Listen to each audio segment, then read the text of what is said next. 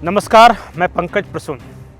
दोस्तों, हमारे देश में करीब 12 करोड़ आदिवासी रहते हैं। मध्य प्रदेश, छत्तीसगढ़, झारखंड, नॉर्थ ईस्ट, यहाँ तक कि गोवा में भी आदिवासियों की अच्छी खासी जनसंख्या है। इन 12 करोड़ आदिवासियों को जोड़ लिया जाए तो एक अच्छा खासा वोट बैंक तैयार हो जाता है कुछ राज्यों में, और इसी वजह से आदिवासियों के नाम पर राजनीति लगातार हिलोरे मार रही है। अभी पिछले 5-7 महीनों से देश के अलग अलग राज्यों में मध्य प्रदेश, छत्तीसगढ़, झारखंड, राजस्थान, उड़ीसा, नॉर्थ ईस्ट, इन सब राज्यों में अलग अलग समय पर महारैली का आयोजन किया गया और इस रैली की एक मांग थी डी लिस्टिंग। अब आप पूछे ये डी लिस्टिंग नामक शब्द है क्या, और आखिर देश के अलग अलग राज्यों में आदिवासी सड़कों पर क्यों हैं? आखिर ये क्या ऐसी मांग है जो कि पूरी नहीं हो पा रही है और आदिवासी लाखों की संख्या में प्रदर्शन कर रहे हैं? वो पूरी कहानी हम आपको बताएंगे, लेकिन उससे पहले आप हमारे चैनल को सब्सक्राइब कर लें, इस वीडियो को लाइक कर लें। एक सवाल पूछता हूं आपसे, इस देश में मुसलमान, ईसाई, बौद्ध, जैन, पारसी आदि को अल्पसंख्यक में रखा गया है, और जो आदिवासी हैं वो एसटी के दर्जे में रखे गए हैं। क्या कोई अल्पसंख्यक एसटी हो सकता है? अल्पसंख्यक एसटी का लाभ ले सकता है? या कोई एसटी कहे कि मैं अल्पसंख्यक का लाभ उठाऊंगा, ये हो सकता है? आप कहें कि नहीं, दोनों तो अलग अलग कैटेगरी है। लेकिन आदिवासी इलाकों में ऐसा हो रहा है। आदिवासियों की 12 करोड़ की आबादी में 2-3% ऐसे आदिवासी हैं जो कि ईसाई हो गए हैं, और लगभग इतनी ही संख्या उन आदिवासियों की है जो मुसलमान हो गए हैं।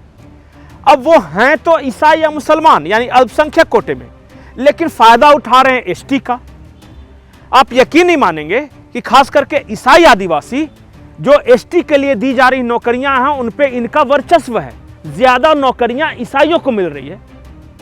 अब जो मूल आदिवासी हैं, जो आदिवासी धर्म में रह गए, जिन्होंने लालच के कारण अपना धर्म नहीं बदला, जिन्होंने 2 बोरी चावल के कारण क्रॉस नहीं लटकाया, अब उनका कहना है कि हमने तो अपने धर्म का पालन किया और हम आदिवासी धर्म को मानते हैं। लेकिन एक तो उनको चर्च से भी फायदा हो रहा है, ऊपर से सरकारी नौकरियों में वो एसटी का लाभ उठा ले जा रहे हैं। ये कैसे होगा? तो उनकी मांग यह है कि इन्हें डी लिस्ट किया जाए, यानी आदिवासी के लिस्ट से हटाया जाए। और कई राज्यों में, जैसे मध्य प्रदेश में गोंडवाना आदिवासी पार्टी है, उनकी ये मांग है। छत्तीसगढ़ में भी कुछ लोग हैं।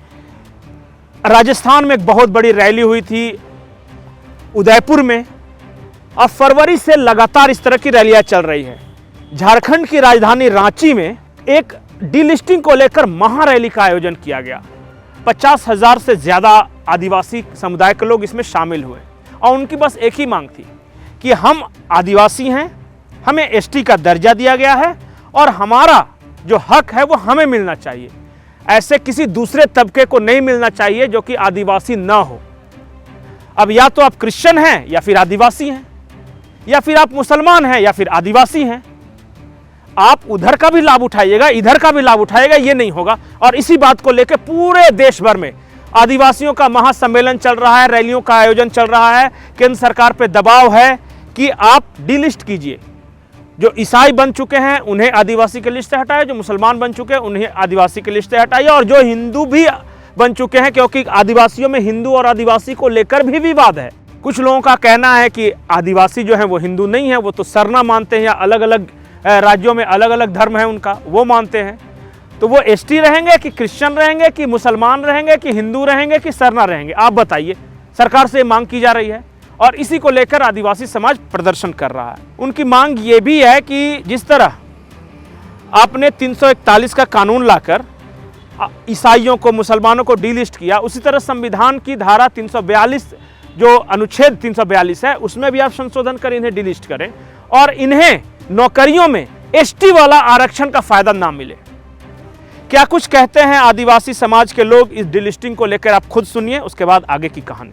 जरूरी व्यवस्था है जो संस्कृति के आयाम है, पुरखों की जो व्यवस्था है, अगर उसने कोई छोड़ दिया है तो वो जनजाति समाज का सदस्य नहीं रहता। डिलिस्टिंग कोई आज का नया विषय नहीं है, ये बहुत पुराना विषय है। कार्तिक बाबूजी ने जिस विषय को उठाया था, उनका मानना था कि जो मूल रूप से संवैधानिक अधिकार जनजाति को मिलना चाहिए वो नहीं मिल रहा है। इसके पीछे का रीजन यही है कि जो धर्म परिवर्तन करने के बाद में दोहरा लाभ ले रहे हैं, इस वजह से जो मूल जनजाति है उनको ये अधिकार नहीं मिल रहा है। तमाम जगह का जो भी बेनिफिट है, जो कि रूढ़िवादी परंपरा को मानने वाले जनजाति समुदाय को मिलना चाहिए, उसका मैक्सिमम पार्ट को, मैक्सिमम लाभ को जनजाति के नाम पर ये धर्मांतरित लोग उठाते, जिसके कारण जो वास्तव में जो जनजाति समुदाय है, जिनको जो हक अधिकार मिलना चाहिए वो नहीं मिल पा रहा है। और 341 के तहत एक नोटिफिकेशन आया था जिसमें इस बात को स्पष्ट किया गया था कि जिस भी अनुसूचित जाति के सदस्य ने विदेशी धर्म को अपना लिया है, अर्थात ईसाई या इस्लाम धर्म को अपना लिया है, वो अपनी एलिजिबिलिटी खो देंगे शेड्यूल कास्ट की सूची में आने से। तो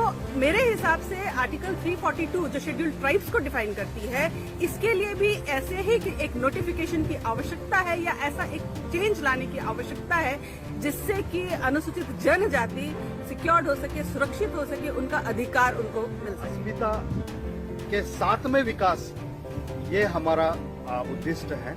हमें विकास चाहिए, लेकिन हम उसके लिए हमारी अस्मिता, हमारा पहचान, हमारे अस्तित्व को खोना नहीं चाहते। जब जनजाति नहीं रहेंगे, शायद लगता है मुझे भारत का इतिहास भी बदल जाएगा।